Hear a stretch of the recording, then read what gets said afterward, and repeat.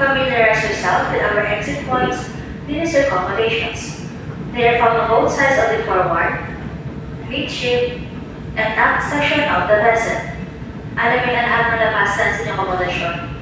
Makikita po ang mga ito sa magkabilang bahagi ng barko sa bandang unahan, gitna, at dulo ng ating barko. All passageways and exits must be clear and free from any obstruction. Huwag po natin lagyan na anumang makakasalagan sa lahat ng daanan at labasan. Our ship is equipped with modern and regularly inspected life rafts to ensure the safety of the passengers. Each life raft is provided with sufficient life support supplies. Our military crew will direct further emergency proceeding during actual situations. Ang ating barko ay may mga life raft upang matiyak ang kaligtasan ng bawat isa sa oras ng pangangailangan.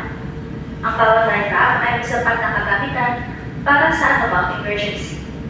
Ang aming mga crew ay malaking pagsasanay at sapat na kaalaman upang tumulong sa inyo sa lahat ng pagkakataon. Ladies and gentlemen, you have just seen the proper way of using the life vest. If you have more questions, please don't hesitate to approach any of our crew who will be more than happy to assist you. Yung muna panood ang tamang pagsuot o paggamit ng life vest.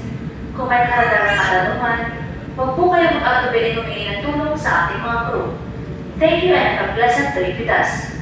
Maraming salamat po at maligayang paglalakbay. Tama.